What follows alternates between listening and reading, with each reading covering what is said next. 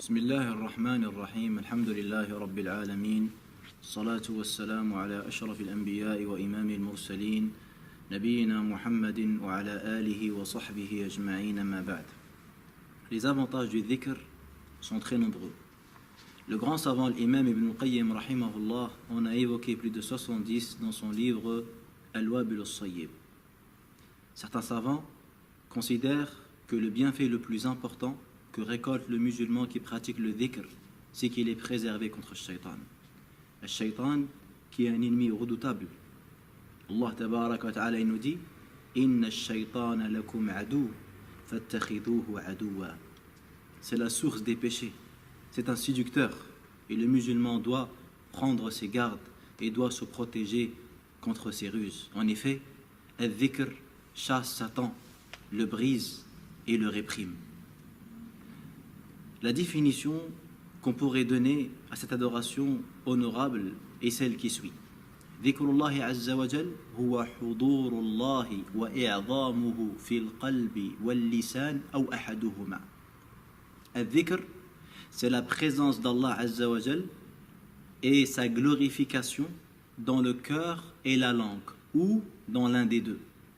Et dans les vidéos précédentes, nous avons déjà dit que la meilleure manière d'évoquer Allah subhanahu wa ta'ala était an yuwati al-qalbu al-lisan, que le cœur et la langue évoquent Allah tabaraka wa ta'ala en même temps. Ce dhikr-là, on lui donne deux types. Il est classifié par les gens de science de deux manières. Adhkarun mutlaqa, des adhkar inconditionnels qu'on peut pratiquer à n'importe quel moment de la journée. Wa adhkarun muqayyada, et des adhkar relatifs, définis.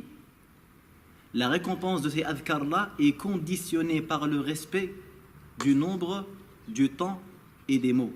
C'est la raison pour laquelle elles sont plus difficiles à mettre en pratique. Et il y a un type de adhkar qui peuvent être classés dans les deux.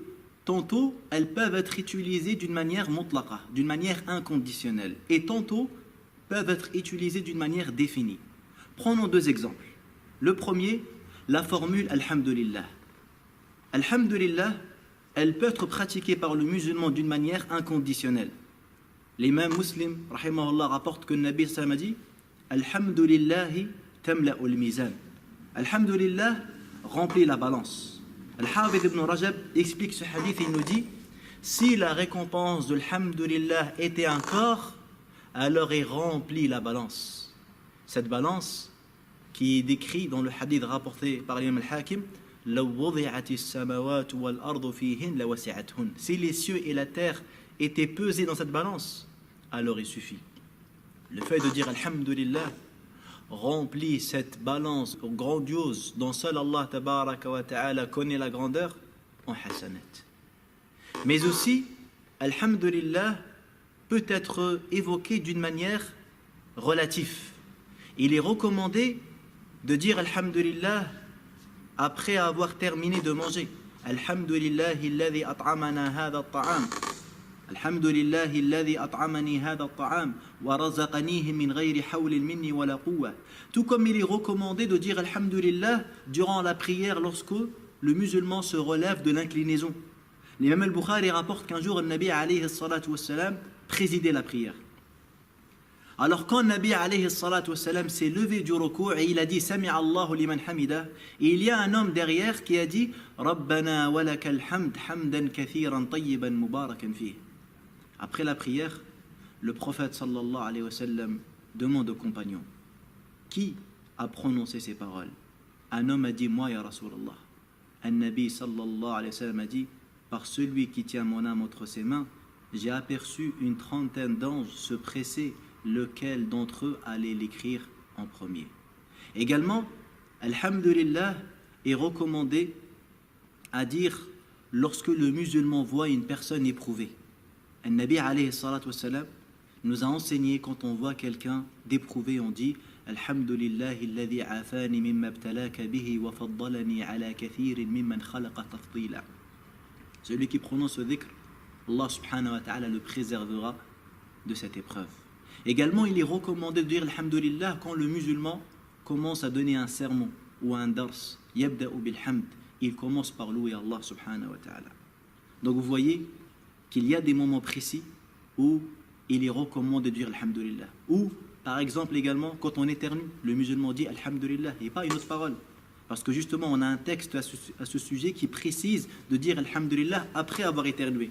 On ne peut pas dire alhamdulillah après avoir roté puisqu'on n'a pas de texte. Mais après l'éternuement, on a un texte authentique de Nabi alayhi salatu wa sallam. Tout comme également salat ala Nabi sallallahu alayhi wa sallam.